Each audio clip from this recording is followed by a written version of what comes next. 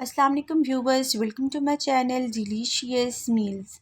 इस दुआ के साथ रेसिपी शुरू करती हूँ कि अल्लाह पाक आपके रिस्क में बरकतें दे, आमीन सुम्मा आमीन। तो आज मैं आप सबके लिए एक बहुत ही ज़बरदस्त और इजी चॉकलेट केक की रेसिपी लेकर आई हूँ। आप देख सकते हैं कि माशाल्लाह ये चॉकलेट केक किस कदर फ्लफ़ी और मॉइस्ट बन के रेडी हुआ है। तो इंशाल्लाह जब आप भी मेरी इस वीडियो को कम्प्लीटली और कीनली फॉलो करेंगे तो आपका भी केक बहुत ही ज़बरदस्त और डिलीशियस बन के रेडी होगा। तो चलिए विदाउट टाइम वेस्ट किए स्टार्ट कर लेते हैं आज की अपनी ये ज़बरदस्त सी रेसिपी। बिस्मिल्लाहिर्रहमानिर्रहीम। केक तैयार करने के लिए सबसे पहली और मेन टिप ये है कि आप जितने भी इंग्रेडिएंट्स का इस्तेमाल करें उन सब का रूम टेम्परेचर पर होना बहुत ज़रूरी है। तो इस तरह से ये देखिए मैंने तमाम इंग्रेडिएंट्स को मेजर करके रख लिया है ताकि हमें बाद में किसी भी किस्म का कोई प्रॉब्लम ना हो। तो जब ये मुकम्मल तौर पर रूम टेम्परेचर पर आ जाएंगे तो फिर मैं इनका अगला स्टेप करूँगी। तकरीबन 30 से 35 मिनट गुजरने के बाद अब मैं इन तमाम इंग्रेडिएंट्स को अच्छी तरह से मिक्स कर लूँगी। तो मिक्सिंग के लिए मैंने ब्लेंडर जग का इस्तेमाल किया है। तो सबसे पहले मैं इसके अंदर 3 अदद अंडे शामिल कर रही हूँ। नेक्स्ट मैं इसके अंदर 1 कप के बराबर आइसिंग शुगर शामिल कर रही हूँ, लेकिन अगर आपके पास आइसिंग शुगर नहीं है तो फिर आप रेगुलर चीनी को पाउडर फॉर्म में करके वो भी ऐड कर सकते हैं।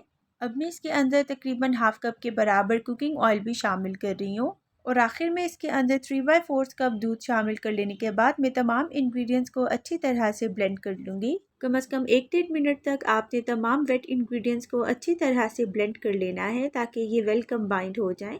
तो अब चलते हैं अपने नेक्स्ट स्टेप की जानिब।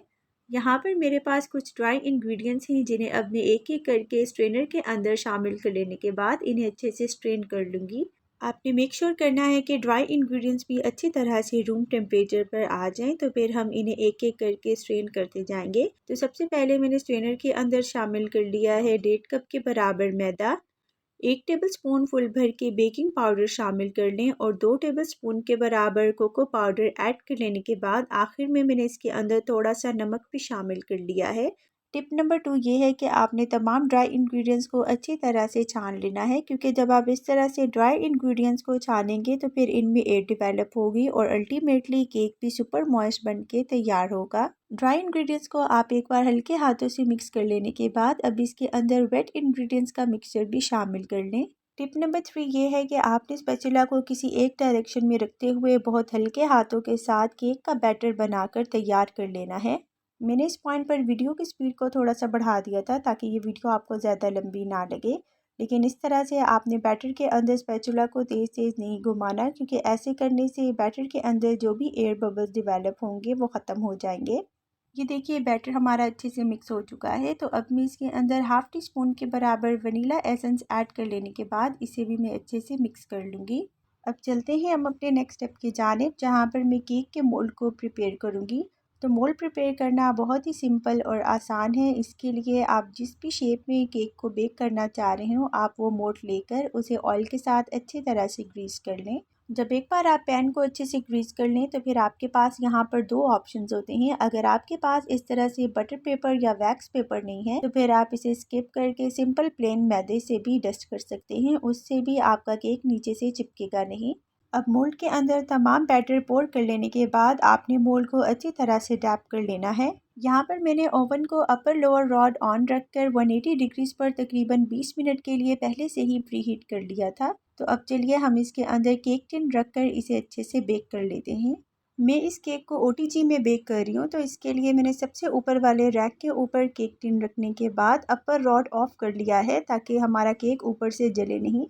जब आपको लगे कि केक अच्छे से बेक हो चुका है तो टेस्टिंग के लिए आप इसके अंदर टूथपिक भी इंसर्ट करके देख सकते हैं। अगर टूथपिक क्लीन आती है तो फिर इसका मतलब है कि केक अंदर से परफेक्टली बेक्ड है। इस पॉइंट पर मैं केक को बाहर निकाल कर इसे रूम टेम्परेचर पर आने दूंगी। चलिए मीनवाइल जब तक हम चॉकलेट गनाश बना लेते हैं, तो इसके लिए मैंने हाफ कप के बराबर व्हिपिंग क्रीम को माइक्रोवेव के अंदर अच्छी तरह से गर्म कर लिया है। अब मैं इसके अंदर स्वीटेंड कुकिंग चॉकलेट शामिल कर रही हूँ। अगर आपके पास कुकिंग चॉकलेट नहीं है तो आप इसकी जगह डेयरी मिल्क का भी इस्तेमाल कर सकते हैं। इन दोनों इंग्रेडिएंट्स को आपने अच्छी तरह से मिक्स कर लेना है और मिक्सिंग के बाद इसके अंदर अपना सीक्रेट इंग्रेडिएंट ऐड कर रही हूँ, जो कि कोकोनट ऑयल है और ये तकरीबन 1 टेबल स्पून के बराबर है। कोकोनट ऑयल ऐड करने से गनाश की सरफेस बहुत ही शाइनी और ग्लॉसी हो जाती है, और दूसरा ये कि जब आप इसे केक के ऊपर पोर करेंगे तो ये अपनी शेप बहुत ही जल्दी होल्ड कर लेगा। तो इस तरह से देखिए हमारा परफेक्ट गनाश बन के रेडी हो चुका है। ये देखिए केक हमारा रूम टेम्परेचर पर आ चुका था, तो मैंने इसे डीमोल्ड करके इसे एक रैक के ऊपर शिफ्ट कर लिया है। चलिए अब मैं छुरी की मदद से केक को थोड़ा बहुत लेवल कर लूँगी और आप देख सकते हैं कि ये किस कदर सॉफ्ट और मॉइस्ट बन के रेडी हुआ है। आप चाहें तो इस पॉइंट पर गनाश भी ऐड कर सकते हैं, लेकिन मैं केक को सुपर मॉइस्ट रखने के लिए इसे इस तरह से टूथपिक की मदद से प्रिक कर रही हूँ। यहाँ पर मेरे पास तकरीबन हाफ कप के बराबर रूम टेम्परेचर पर दूध है। दूध को आपने इस पॉइंट पर कभी भी गर्मा गर्म शामिल नहीं करना। तो ये देखिए कुछ इस तरह से मैं थोड़ा थोड़ा करके दूध शामिल करती जा रही हूँ और केक इसमें अच्छी तरह से सोक भी हो गया है। इस पॉइंट पर आप चाहें तो केक को 15 से 20 मिनट के लिए आप फ्रिज में रख सकते हैं। मेरे पास लिमिटेड टाइम था, तो इसलिए मैंने डायरेक्टली चॉकलेट गनाश को केक के ऊपर अच्छी तरह से स्प्रेड कर लिया है।